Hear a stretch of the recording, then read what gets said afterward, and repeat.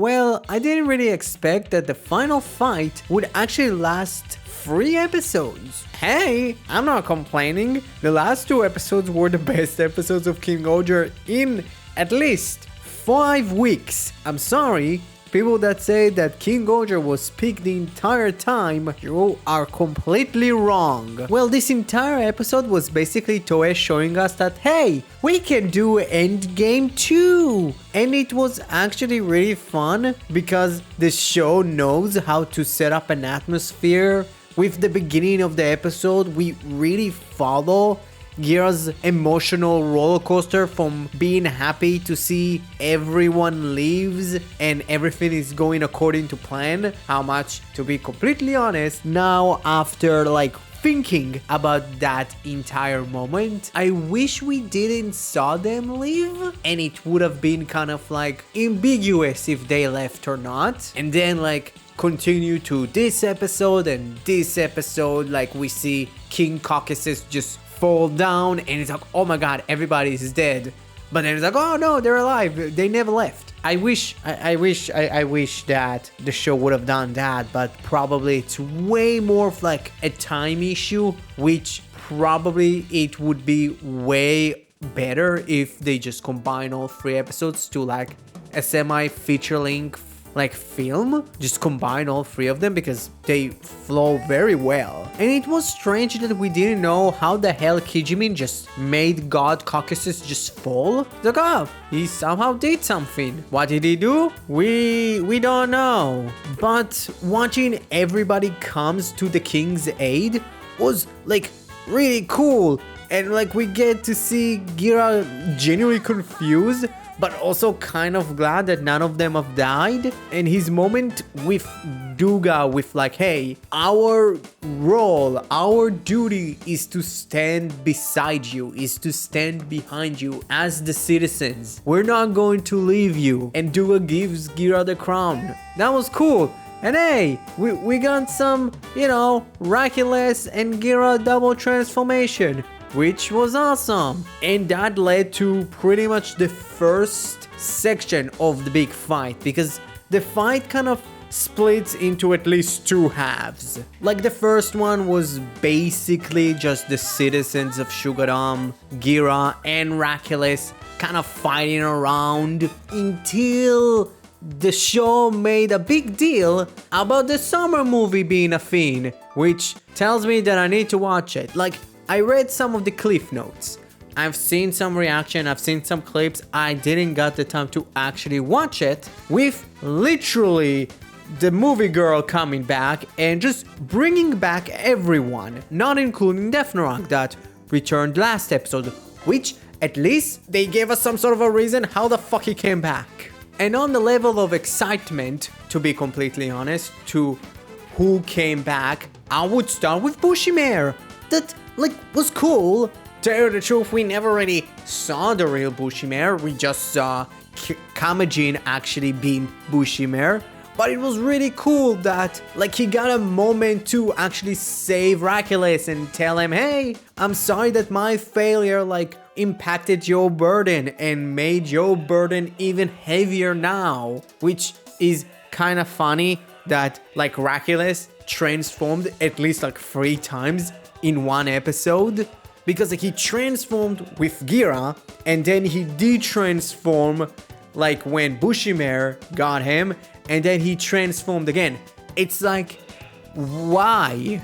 It's I understand why, because you want to have that small scene between adult Rakules and Bushimare, but it's I don't know. And hey, we actually got to see Duga and Bushimare really interact together as the twin sword of Shugadam. That was cool. And the moment where all 3 of them are together, and it's oh, we are the swords, we are just tools for Shugadam, we are the twin blades, and it's Rakules is lifting up the Ohger Caliber 0, and you see the smile on his face.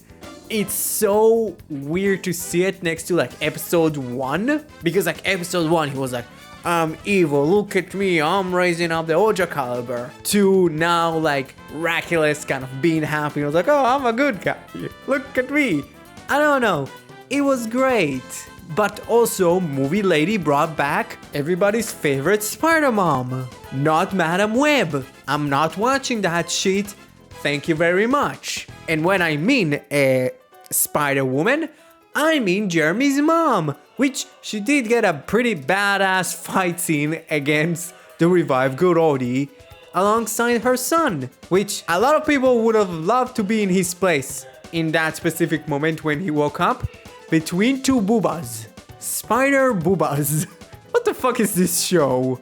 But if we're already talking about parents, Himeno's parents are back.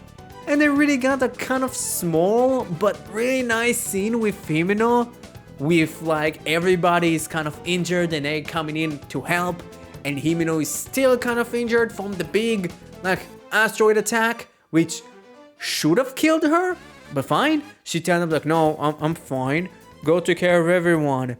And like they actually like they got to have a small interaction. It was subtle. It wasn't like, oh my god, papa, mama. It was like, you really grew up. You really became a great queen. And it was great. It shows how much Himeno's growth actually grew. How much, again, like Dark Himeno trying to revive her parents could have been an interesting story and kind of feels rushed, but it was still good. And in my opinion, the three coolest returns were Rinaldi. I have no clue how to say his name, but like the first king came back to just beat slap Doug dead and make up a speech about this fight is a fight for a new age, and he dropped a little hint about a chain of life that would last forever, which is pretty much hints to our team. It's like, hey, we can make the immortal stone king thing that Jeremy kind of destroyed. I don't know, but it's pretty much going to be like the chain of the people. The people are going to create that stone because, to be completely honest, they did spoil it in the preview. But hey, that was really cool.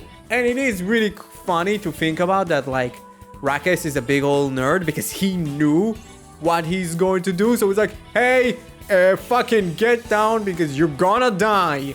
You're gonna die. And also, how the fuck are you back? Because like you died in the movie. I know that he died in the movie. How the fuck he's coming? How the fuck he came back? Like again, like is there like a super hell? And also, is Vince McMahon there? But to the coolest return, in my opinion, is Kares and Hiroki coming back and taking both Rina and Daiboski's Oja caliber and transforming, making Hiroki the first female Black Ranger. Like, kind of official female Black Ranger.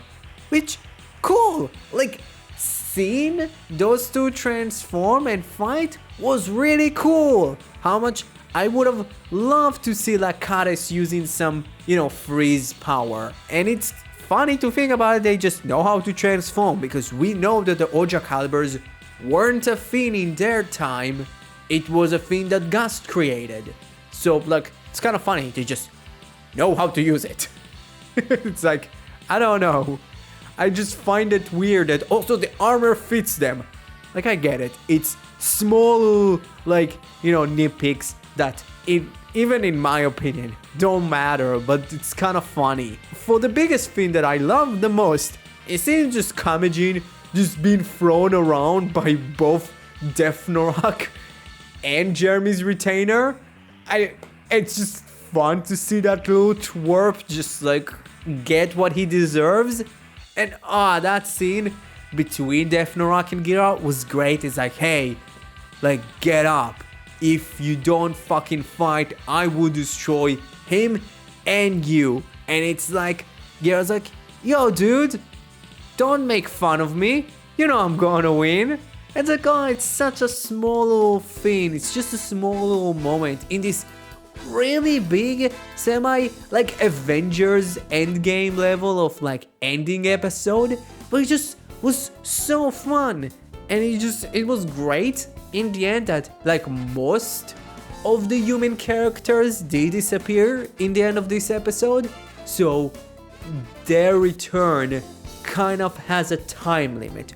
which I like, which shouldn't happen.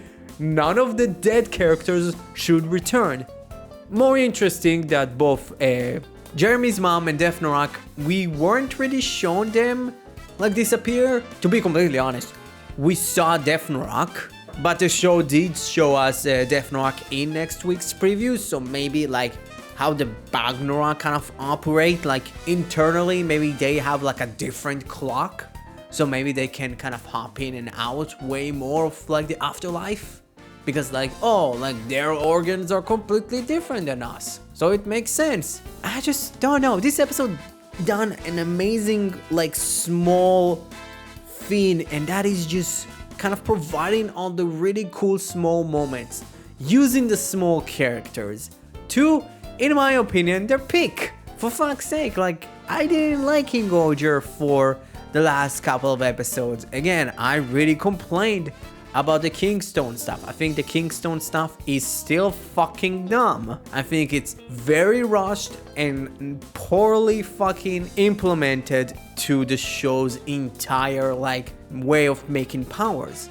But the show does know how to fucking write really cool moments, and their characters are really fun. Like, it's still not peak, in my opinion. Like, I am 100% in the belief that if all of the characters that died stay dead, like, it could be in my top 5. It would not eclipse Dawn Brothers, because Dawn Brothers is Dawn Brothers. Dawn Brothers is special. But I enjoyed it, to be completely honest. I really did. I think that maybe in the end of like the show, when episode 50 like airs, I would love to see like a really cool like supercut of all 3 episodes, because it really does feel like episode 48 follows 49 and 49 very much follows episode 50.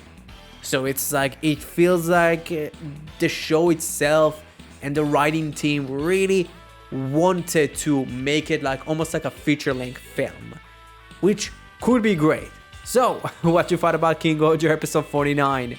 Comment below, let me know. Thank you very much for watching this video. Subscribe to my channel if you already didn't. And have a great rest of your day. Bye bye.